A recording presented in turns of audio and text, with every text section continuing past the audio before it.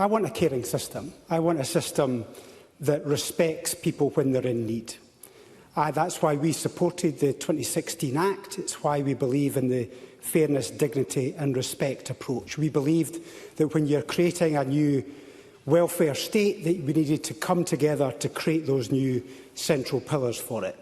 And there was one classic example of one of my constituents who told me that, unlike the previous system run by the DWP, that she was believed.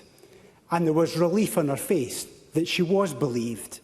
And I think she was right that she deserved that respect. And that's why I was pleased that that had filtered through into the system. And it's why I'm also pleased that the two-child cap has gone, because it was effectively punishing the children rather than the adults.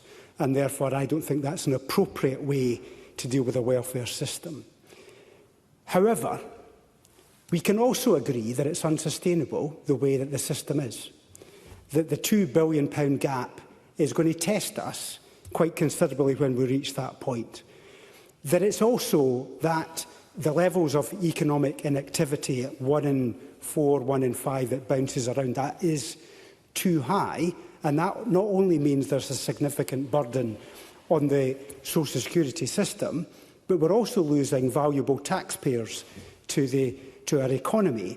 So on both fronts, it's not sustainable. So of course, I think we can all accept that we have got an enormous challenge. But what I'm more concerned about is what the impact is on individuals, because the level of economic inactivity in Scotland is far too high.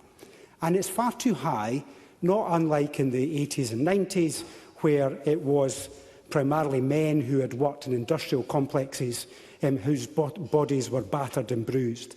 It is now younger people who've got issues around about mental health and neurodivergence. And we don't have the ability to be able to afford that for the rest of their life. Because unlike in the 80s and 90s, those men, we lost maybe about 20 years worth of economic activity.